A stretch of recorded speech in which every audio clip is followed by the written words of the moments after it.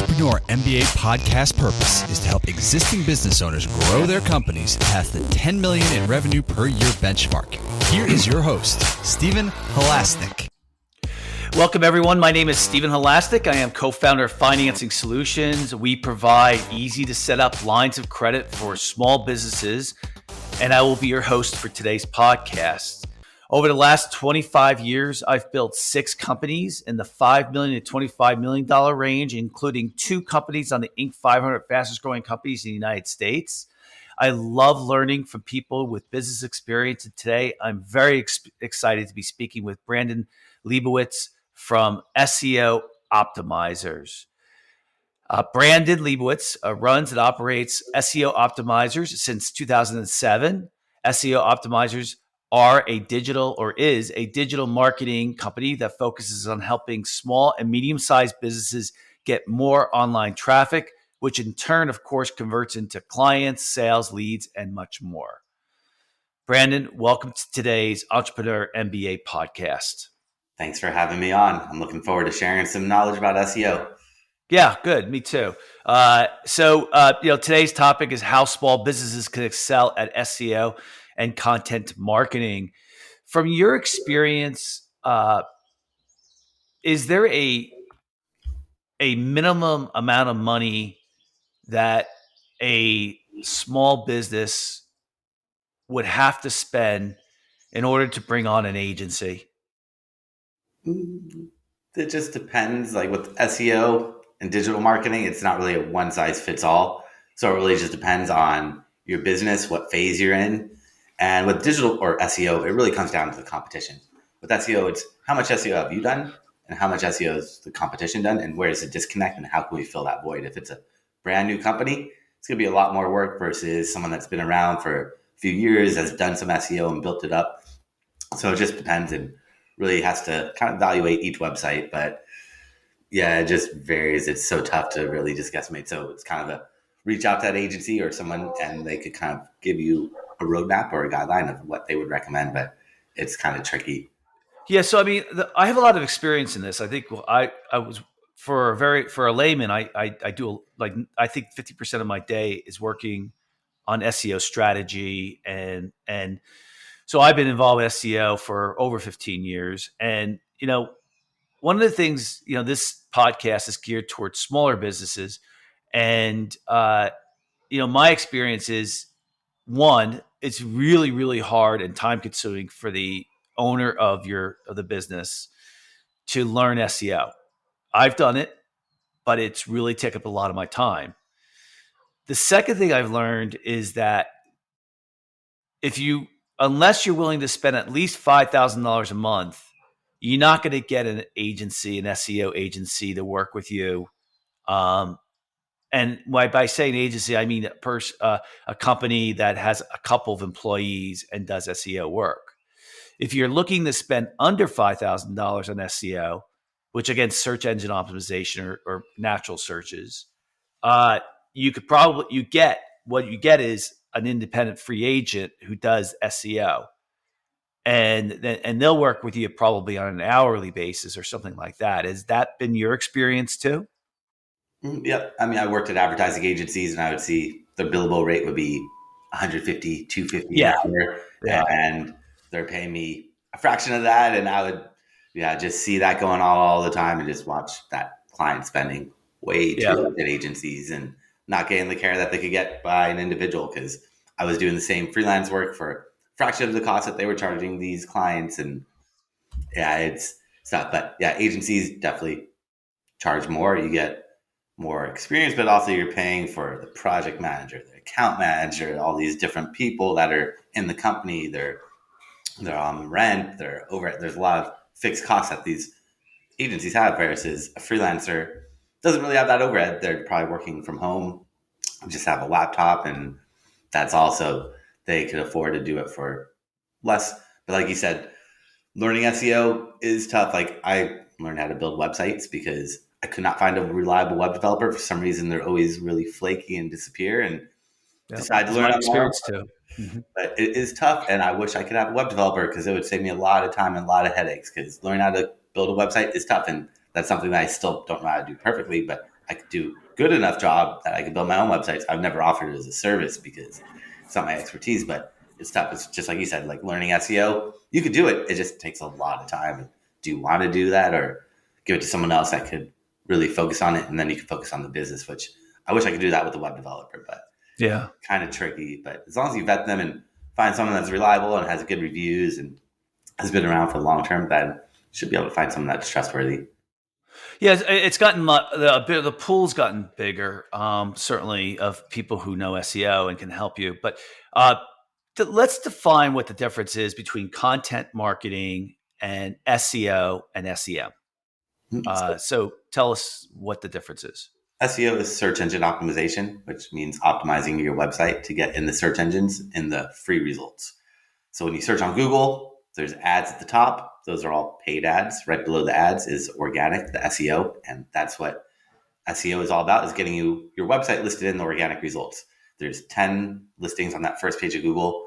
Used to just be websites. Now there's images, there's videos that appear, there's maps that appear. So we're trying to take up as much free real estate as possible. For your local business, get up in Google My Business. If you have videos, optimize those videos. If you have images, which almost everyone should have images, optimize those images, because if they show up on that first page of Google with the website, your image there, it's going to double the chances of someone clicking onto you. If you have a video as well, it just increases it. So SEO is trying to get that free real estate. SEM is search engine marketing, which is just the paid ads at the top. So running paid ads would be SEM. SEO is the free organic. And then content marketing is just putting out content, articles, blogs, press releases, whatever type of content you're putting out there, but just putting content out to the world, whether you're putting on your website, on social media, on YouTube, or on a podcast, or whatever it is, but just getting content out there. Because the more content you put out there, the more Google's going to reward you with higher rankings from your SEO efforts. Yep. Now, so let's take someone who really doesn't know a lot about SEO, and they go and they decide to bring on a consultant to help them. What do you think, as a layman, the business owner should know about SEO? Well, let's start right there. What should the business owner know about SEO? They shouldn't really know much, but they should know that they need backlinks, and that they need good quality backlinks, because that's the most important part of SEO, is getting backlinks. And if you're hiring a company and they build the wrong type of backlinks, it's going to drop you down in rankings. Instead of ranking higher, you're going to move down. So backlinks are other websites talking about you. The more websites that talk about you, the more trust Google has. And then Google looks at the keywords on your website to figure out what to rank you for. But it doesn't work the other way around, because Google does not trust anybody. They don't trust any website. And the way to build that trust is by getting backlinks. So that's the one part of SEO that's really tricky, and you have to be very, very careful. And if you're going like on a site like Fiverr, or paying someone that you don't know who they are, and they build the wrong type of backlinks, you might get a boost for a couple of days or a week, but after that, you're going to drop down and be gone. So that's one thing you have to be very, very, very careful with, the backlinks. That's probably the biggest thing. And then content has to be original content, but the backlinks are number one. They have to be building good, consistent backlinks on a monthly basis, because Google wants to see you consistently getting new backlinks. And you just got to figure out what type of backlinks you're building, because nowadays it's all about the quality of backlinks. In the past, if I had 100 backlinks and you had 110 backlinks, you would rank higher than me. But Google changed in 2011 their algorithm with the Penguin update, and they said, we're looking at quality, not quantity. And to Google, what a quality backlink is, a website that's related to you and authoritative. So relevancy and authoritativeness are the two key parts that they should know about backlinks. And that will save them a lot of headaches and a lot of wasted time and money. You have, Brandon, you have just given me you've given yourself, to me, instant credibility, because I had been working with agencies and individuals, and so what happened was that, I had some good understanding of SEO. And then in 2019, when COVID hit, I said, you know what? Let me use this time wisely. I thought things would slow down in my business. So I said, I'm really going to understand the technical end of SEO, because I understood the layman part of SEO, the concepts, everything like that. And what I realized through that work and through taking some online courses was how important backlinks were and how the agencies I was working with, the individuals I was working with, was not emphasizing it to me. They were saying it would just happen organically, and how much, quite honestly, bull that was. That, it seems that at 25% of the results of your website and your content marketing revolves around backlinking. And so let's be clear to what that means. So let's say you are lucky enough to get someone mentioning and a link in the New York Times to your website. The New York Times, according to Google, has a huge amount of authority. And so basically, by getting the link on the New York Times to your website, Google will rank your website and your content marketing or content higher than somebody who has no backlinks, let's say, in this case. So what happened was we completely switched our strategy to having a huge effort into getting backlinks and linking and all of that. So I'm so glad you said that, because up until that point, I'd say for 10 or 15 years, we just kept putting up content. And I tell you, it didn't really, we do well with SEO. We still do well. But once we started adding the link building strategy to it, it made a big difference. Yeah, it's a big part of SEO. And unfortunately, a lot of these agencies, like you're talking about, like they have project managers and account managers that are speaking on behalf of the SEO specialists, where they don't emphasize the important things. Well, they don't emphasize it because it's really hard. Yep. It's really hard to have a link building strategy. Yep. And Google says don't do it. It's against the terms of service, but you have to build backlinks because, like you said, like you put content, I can put the best article out there, but you kind of have to nudge some people and be like, hey, check this article out. Otherwise, it's just going to get lost in the sea of content because there's so much content out there being put out that you kind of have to do some outreach. Like naturally, if you write something really good, you might get 1 or 2 backlinks, but if you outreach to a couple sites, you might get 10, 15, 20 backlinks. So you have to do a little bit of a nudge, but you just have to be careful. According to Google, they're like, don't buy backlinks or don't build backlinks, which unless you're a big corporation, you don't have to worry about building backlinks. But if you're a small or medium-sized business, you need to be building backlinks. Like that part is so very important. Like SEO is like a puzzle. There's a lot of pieces to it, but the backlinks are like 75% of what I do is building backlinks for myself and my clients on a daily basis, because there's so much you could optimize on your website, like the title tags, meta description, content, schema, images, all this technical stuff. But after that, it's like, all right, what do? I could keep adding more blogs to my website, but it's not doing too much. It's a lot more beneficial to really blog on other people's websites, like cold outreach to other websites, build relationships with these bloggers or websites that are related to you. And instead of blogging on your own website, offer them that free blog post, because then Google sees another website's talking about you that's related to you. And that's going to get them to trust you and rank you higher indefinitely, which is going to bring in more traffic. That's a weird strategy. Yeah. I think, for our listeners, they should know that, it is understood that Google looks at 200 different things to evaluate if your website and your content should be shown. So,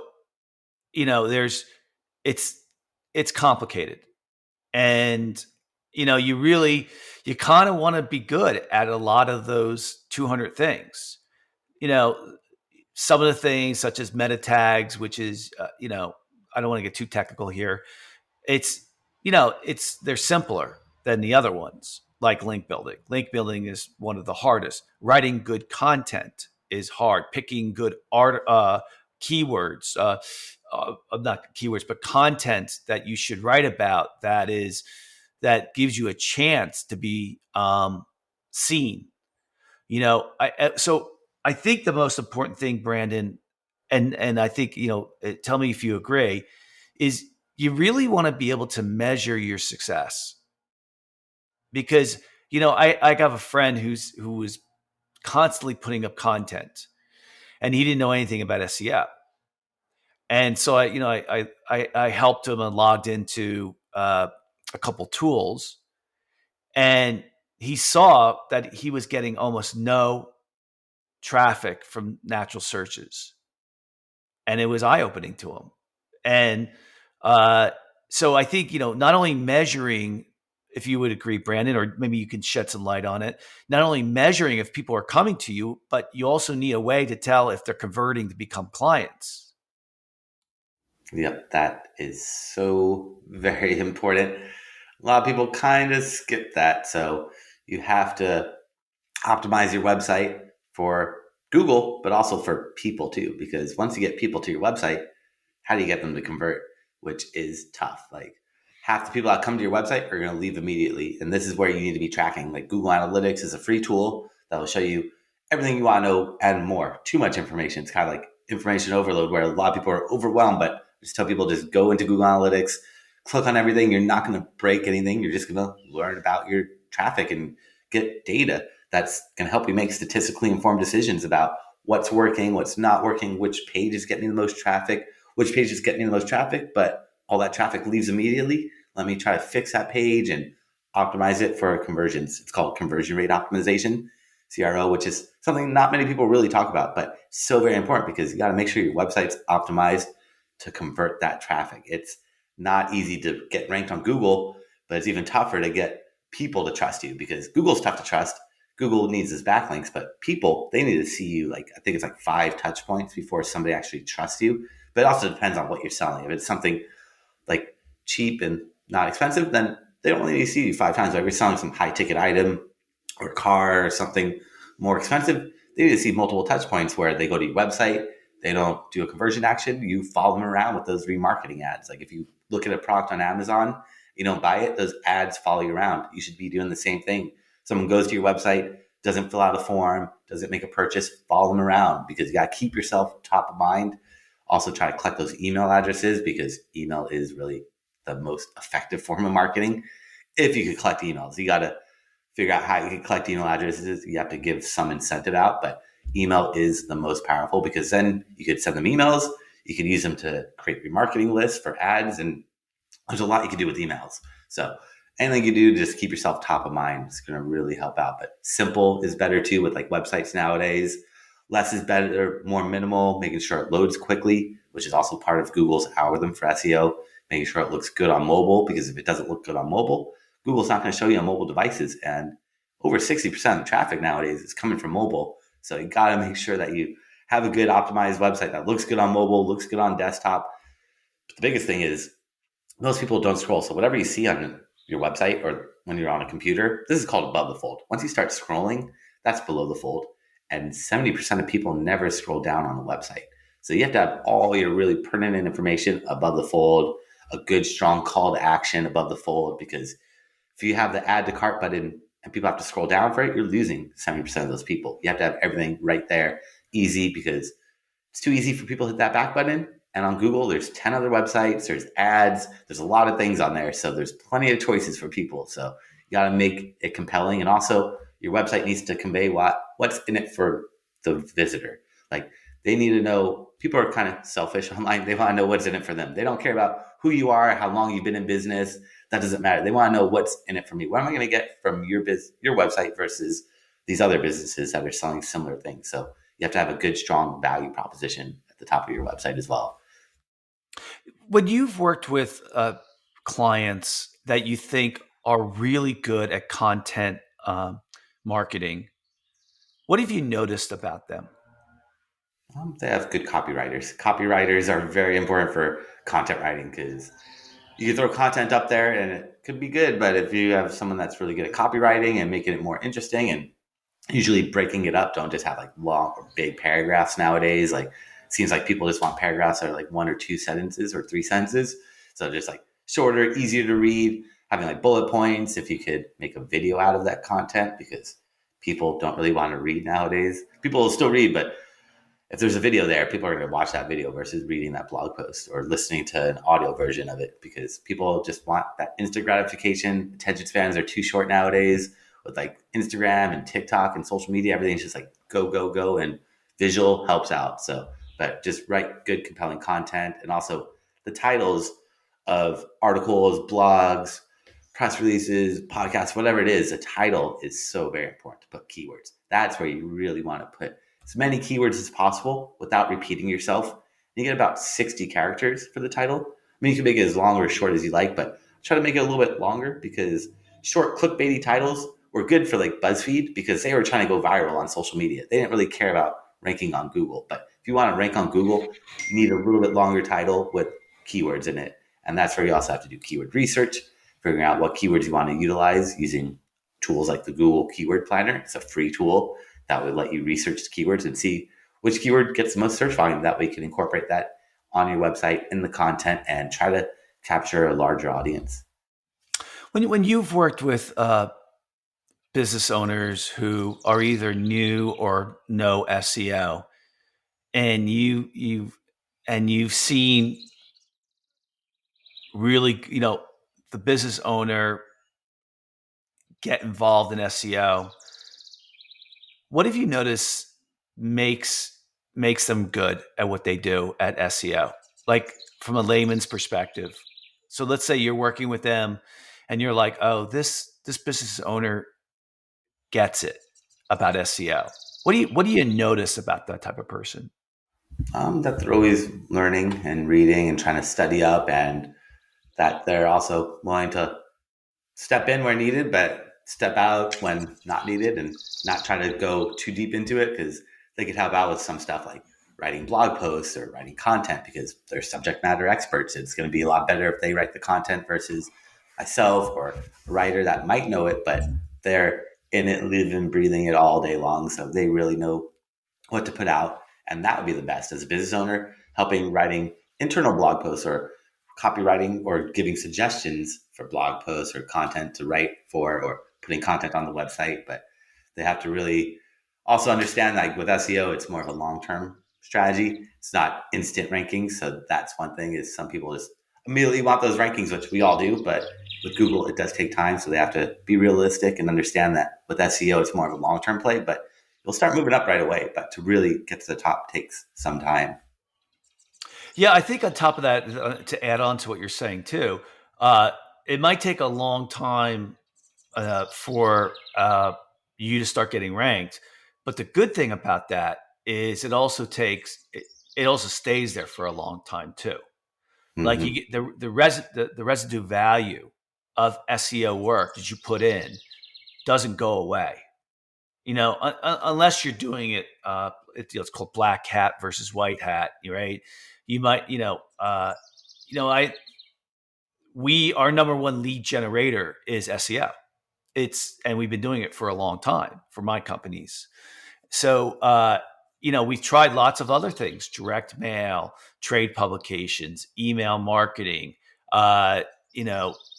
paid for ads, display advertising on Google. We've tried everything, anything that you could think of, we've done, and we measure everything. And by far, SEO blows it blows them all away from a ROI standpoint. So yeah, I mean, like, and the other thing is that I think you're saying this anyway, and that is you got to be consistent. If you got to write 4 articles a month, or whatever it is, and you got to have a consistent effort for link building, and you have to have the right people on your team to we find it's good to have a link building person, a content person writing, an SEO company for technical, and honestly, if you have the right product, you make the money back by far. But you got to make that initial investment and keep at it. I mean, is that something you would agree with? Mm-hmm. Yep. And like you said, like the nice thing with SEO is once you're up there, you stay up there for the most part until your competitors outrank you. But that's going to take your competitors some time. Whereas like with paid ads, you stop running paid ads, you're just gone. With SEO, you stop doing SEO, you're going to still be up there. But eventually, if you have competition, they're going to try to outrank you. If you don't have any competition, then you can just sit up there. And who doesn't have competition? Yeah. But I mean, Yeah, I mean, most people have it, right? And the other thing I noticed too is like we're a national company. So if you're looking for local SEO, which is like, let's say you're a landscaper and you only want to stay within a certain area, it's much easier. It's just much easier to get ranked. But if you're a national company and, if you're a national company like Financing Solutions is, it's, we're in the third most competitive space in the industry. And therefore you have to really be much more smart and strategic about what you're trying to do. And your results take longer. But but there is a reason why it's the third biggest industry that we're in, and there is a lot of people looking for it too. So if you write the right content, you can get traction. So what have you noticed that's different with local SEO strategy versus a national strategy for SEO? So local and national are going to have a lot of similarities, but with local, you're going to try to get up on Google Maps, Google My Business. You might be on like Yelp, Yellow Pages, MapQuest, Apple Maps, Bing Maps, Yahoo Maps. The more maps you're in, the higher you rank in Google Maps. So Google Maps, it's like building backlinks to your Google Maps listing is by getting other directories to mention you, because I could build a website or I could get a listing on Google My Business saying, I'm a dentist. And Google's like, all right, are you really a dentist? We don't want to just send people to your dental office and find out you don't exist. So they want to see that I'm on Google My Business or Google Maps, but also they want to see, am I on Yelp? Am I on Yellow Pages? Am I on MapQuest? Am I on WebMD? Am I on all these other places? The more places I'm on, the more trust Google's going to say, okay, maybe you really are there. We still don't trust you, but it seems like you might actually be there. So that's a big part, is getting you up on those local directories, getting you up on the maps, and also creating like localized pages on your website, targeting the different areas or areas that you service. So creating specific city-specific pages, offering those services. Versus national, you're just going to optimize the website, build backlinks. You're not going to worry about local presence unless you have a physical location. Then you'd want to be national and have that physical location rank for whatever keywords you're targeting. But with physical locations or even service-based businesses, you only target about a 15-mile radius. Then it kind of loses that relevancy on Google. So just be aware, you can't just target the whole country or the whole state. You're only going to be really able to target like 10, 15-mile radius, because after that, it just loses relevancy. Google's like, nobody's going to want to travel 20 miles unless you're the only person there offering that service within like a long space. But if you're like a restaurant or something where it's really common, it's going to be tough to really expand that radius. It seems like to me, if you're in a local business, that it's just a lot easier to get ranked because your competition doesn't really know about SEO. You think that's still true nowadays? Well, with SEO, it's all about the competition. So the more competitive, the more time and the more investment it's going to take. So local is always going to have less competition because national is always going to be hyper competitive. But it also comes down to like, are you a restaurant in Los Angeles? That is also very, very, very competitive versus a restaurant in a small town where there's only 20 restaurants. Pretty easy or easier. So it just depends on that as well. It really comes down to the competition. That's the biggest part with SEO, is who's your competition, who's on that first page of Google, and how can we outrank them? If like Yelp is ranked on the first page, Open Table, even though they're not your direct competitors, Google is ranking them. That is your competition online. Offline, it might be all the restaurants on your block, but online, it's whoever is on that first page of Google is your competition. You have to figure out what are they doing and how can I do a better job of it? What's the disconnect?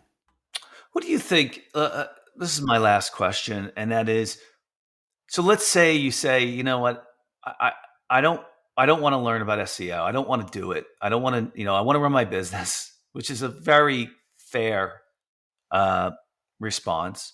I know I was that way. I don't think it's the right thing to say. I think you got to know a little bit about SEO, but I want to bring somebody on, rather it be, one person, a consultant, or an agency. What do you think are some good questions to ask to get the right agency or person?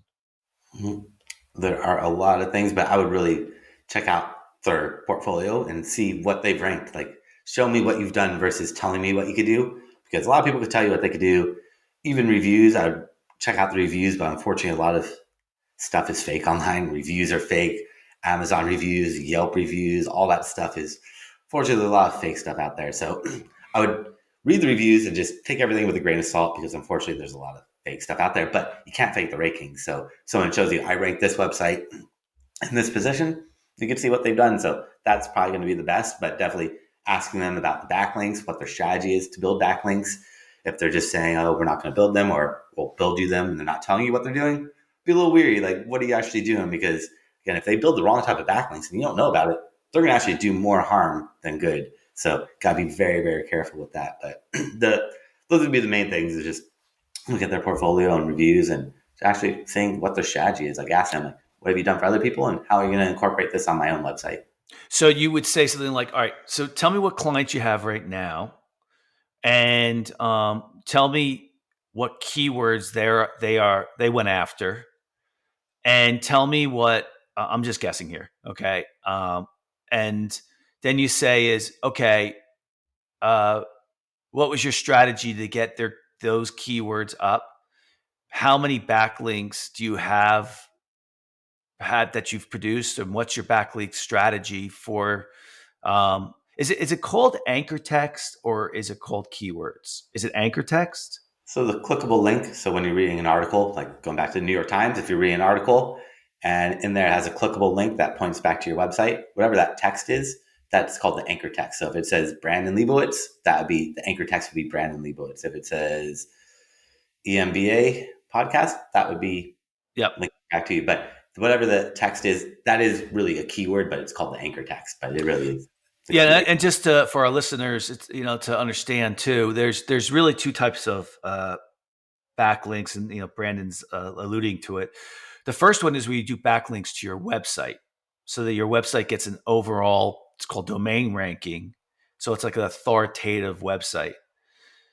And the second type of backlink is when you're getting a specific keyword to your website, but I'm sorry, your keyword to an article on your website, or it could be your website too.